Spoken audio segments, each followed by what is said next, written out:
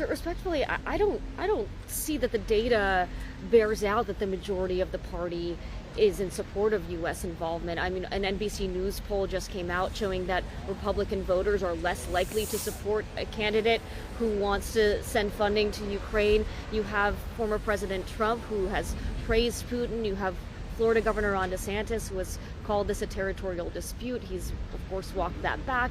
And you have Kevin McCarthy, who just recently voted down and said no on legislation that would give more aid to Ukraine. There is a clear and stark divide on this issue in the Republican Party, when I think, 5-10 years ago, that wouldn't have been the case. So the Reagan era, the Reagan doctrine that you're talking about, do you still recognize that within the Republican Party? What do you think is going on that there is such a division on this issue that for you seems to be very clear?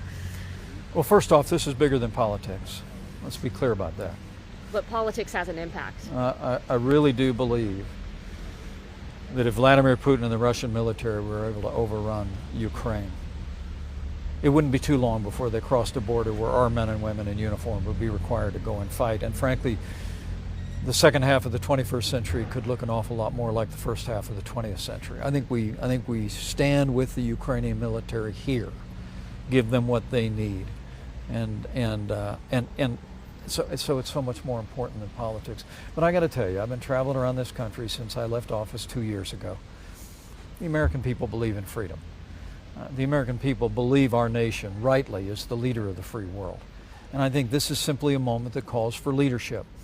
And it's one of the reasons that I'm running. I really believe that now more than ever, our nation needs leaders that will speak plainly with the American people about the challenges that we face around the world and at home, and brings real, clear leadership built on our timeless principles to bear.